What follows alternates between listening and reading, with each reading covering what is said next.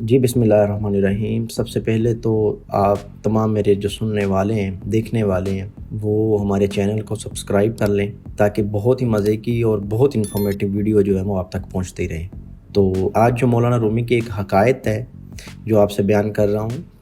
हज़रत मौलाना रूम रहमतुल्लाह अलैह फरमाते हैं कि एक दनाओ बीना शख्स ने बतौर तमसील कहा कि बरसगीर के इलाके में एक ऐसा दरख्त है कि जिसके साए का फैलाव कई कोस है, इसकी जड़ पताल की खबर लाती है और ऊंचाई आसमान तक पहुंचती है।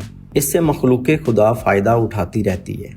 इसके पत्तों के मुतल्लिक़ लोगों का यकीन है कि वो इंतहाई तलख़ होते हैं, मगर जिस शख्स को किस्मत से कोई पत्ता हाथ लग जाए और इस पत्ते को खा ले तो इसे हमेशा की जो ज़िंदगी है वो नसीब हो जाती है। और इस दरख्त के नीचे जो अल्लाह के बंदे हैं वो साल हर साल जो है झोलियाँ फैलाए इंतज़ार में बैठे रहते हैं कि कब कोई पत्ता जड़े और उसके हाथ में आ जाए।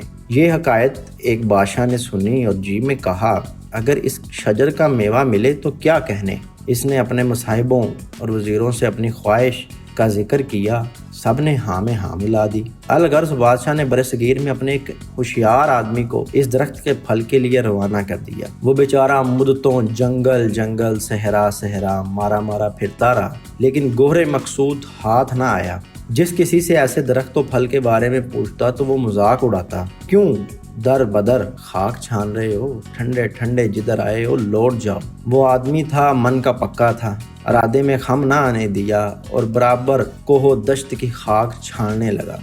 जब बरस हा बरस गुजर चुके, पूरे हिंदुस्तान के गोशे गोशे चप्पे चप्पे में फिर चुका, बकाए दुआम के शजर का कहीं निशान ना मिला। तो इस कदर मेहनत और तकलीफ़ के अकारत जाने से इसके रंजो गम की कोई इंतहा ना थी। बदकिस्मती पे आंसू बहाने लगा। बेचारा कासद मायूस हो गया और बसदे हसरत व व्यास वतन को वापस चल पड़ा। सच कहते हैं कि किसी की मेहनत रायगा नहीं जाती। चलते चलते उसका गुजर एक ऐसे मकाम से हुआ जहाँ खुदा के बरगुज़ीदा बुजुर्ग रहते थे। इनके इल्मो फजल और कश्फो करामात की बड़ी शहरत थी। कासद ने दिल में सोचा, मुझे इन बुजुर्ग की खिदमत में जाना चाहिए, मुमकिन है शेख की निगाह से वह बिगड़ा काम बन जाए, मायूसी राहत में बदल जाए। ये सोचकर चश्म पर आब लेकर शेख के पास हाजिर हुआ। उनकी नूरानी सूरत देखते ही अपने आप पर अख्तियार न रहा, ज़बत का दामन हाथ से निकल गया और रोता हुआ उनके कदमों में जा गिरा। इस कदर आंसू बहाए कि सारा बोझ हल्का हो गया। शेख ने उठा के शफकत से गले लगाया और पूछा, क्या बात है, परेशानी का सबब क्या है। इसने अर्ज किया, जिस काम के लिए बरसों पहले वतन से निकला था वो काम नहीं हुआ। अब सोचता हूँ वापस जाकर बादशाह को क्या जवाब दूंगा।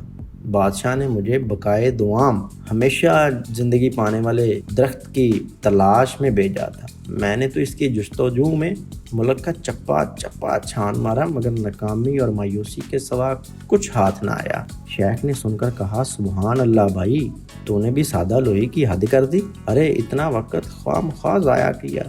तुम लोगों ने असल बात को नहीं समझा, लफ्ज़ों को ले लिया, मायने पर गौर ही नहीं किया। वो शजर वो हुनर है जिसका समर हयाते जवेदा का असर रखता है, और इस दरख्त का पत्ता मारफत खुदावंदी है। जिसको इल्म हासिल करके खुदा की मार्फत मिल जाए वो जिंदा जवेद हो जाता है। इसे दायमी ज़िंदगी कहते हैं। यहाँ मौलाना रूमी रहमतुल्लाह नसीहत फरमाते हैं कि ऐ अजीज, सिर्फ अल्फाज पे गौर ना कर, मायने के अंदर गोता लगा। सूरत के पीछे मत भाग, सीरत देख। सूरत के पीछे मत भाग, सीरत देख। जाहिर पर ना जा, बातिन देख। सिफ्त पर नजर रख ताकि तुझे खुदा की तरफ ले जाए। ये नाम ही झगड़े का है, ये नाम ही झगड़े का है जिसने मखलूक के अंदर इख्तलाफ की गिरहें डाल दी हैं।